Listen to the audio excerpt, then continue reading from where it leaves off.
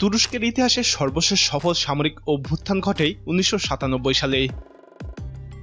গণতান্ত্রিকভাবে নির্বাচিত ইসলামপন্থী সরকারকে ক্ষমতাচ্যুত করে সেকুলার সেনাবাহিনী। তুরস্কের প্রথম ইসলামপন্থী প্রধানমন্ত্রী নাজিমুদ্দিন এরবাকানকে বন্দুকের নল দ্বারা ক্ষমতা ছাড়তে বাধ্য করা হয়। নাজিমুদ্দিন এরবাকানকে বলা যেতে পারে বর্তমান প্রেসিডেন্ট এরদোগানের রাজনৈতিক গুরু। এরবাকানের হাত ধরেই এরদোগান রাজনীতি শুরু করেছিলেন। নাজিমুদ্দিন এরবাকান বাংলাদেশেরও পরম বন্ধু ছিলেন। বাংলাদেশ সহ উন্নয়নশীল মুসলিম দেশগুলোকে নিয়ে গঠন করেছিলেন D8 জোট। 1995 সালে তুরস্কের সংসদ নির্বাচনে সবচেয়ে বেশি আসন পেয়ে বিজয়ী হয় কল্যাণ পার্টি নামে এরবাকানের রাজনৈতিক দল।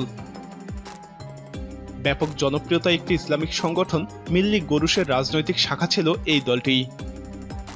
36 বছর ধরে ইসলামপন্থী রাজনীতি করার কারণেই মিল্লি গরুশ আন্দোলনের নেতা এরবাকানকে এবং তার পার্টিকে নিষিদ্ধ করা হয় বারবার। তবুও আধুনিক তুরস্কের ইতিহাসে সেবারই প্রথম কোনো ইসলামিক রাজনৈতিক দল জাতীয় নির্বাচনে বিজয়ী হয়। কিন্তু ধর্মনিরপেক্ষ সম্প্রদায়, সামরিক বাহিনী এবং গণমাধ্যম দেশটির প্রথম মুসলিম প্রধানমন্ত্রী এরবাকানের সমালোচনা করেছিল। এরবাকান একটি রক্ষণশীল মুসলিম গোষ্ঠীর নেতৃত্ব দিয়েছিল। তিনি মুসলিম দেশগুলোতে সফর করেছিলেন এবং মুসলিম দেশগুলোর একটি আন্তর্জাতিক সংঘ গঠন করেছিলেন।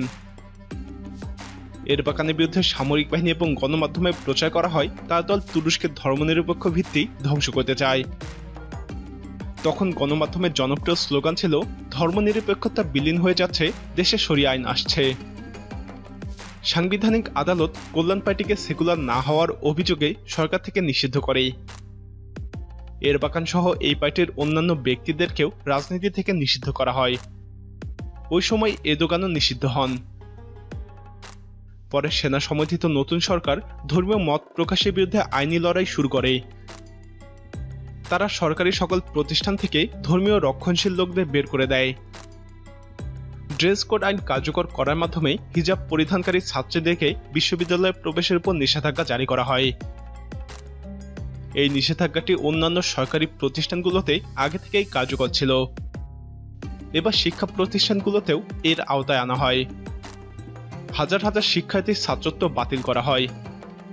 3500 মহিলা শিক্ষককে তাদের চুল ঢেকে রাখার জন্য বরখাস্ত করা হয়। 11,000 শিক্ষককে পদত্যাগ করতে বাধ্য করা হয়। পদত্যাগকে অস্বীকৃতি জানানোয় আরও 3,527 জন শিক্ষককে চাকুরিচ্যুত করা হয়।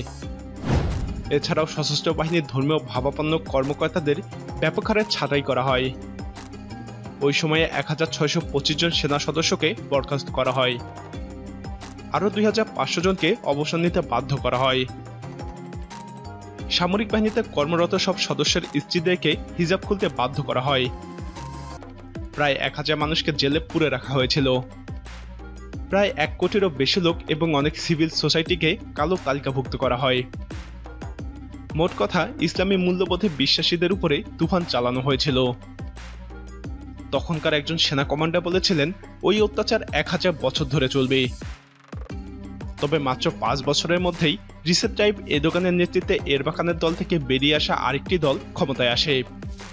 এরদোগান 2013 সালে এসে হিজাবের উপরে নিষেধাজ্ঞা পুরোপুরি উঠিয়ে নিতে সক্ষম হয়। সেই সাথে তুরস্কের ইসলামিক ভিত্তিকে আরও মজবুত করেন।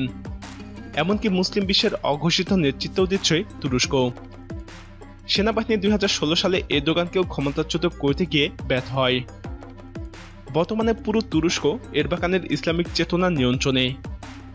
কিন্তু এই সাফল্য এরবাকান দেখে যেতে পারেননি। তিনি 2011 সালে পৃথিবী ছেড়ে চলে যান। তার জানাজায় এরদোগান সহ ইসলামপন্থী রাজনীতিবিদেরা অঝরে কেঁদেছিলেন। প্রিয় দর্শক, তুরস্কের রাজনীতিতে এরবাকানের আদর্শ কতটা প্রভাব ফেলছে বলে আপনি মনে করেন? আপনার মতামত কমেন্টে জানান। এই ভিডিওটি ভালো লাগলে লাইক বাটনে ক্লিক করুন। নিয়মিত এরকম ভিডিও দেখতে আমাদের চ্যানেলটি সাবস্ক্রাইব করে আমাদের সাথেই থাকুন।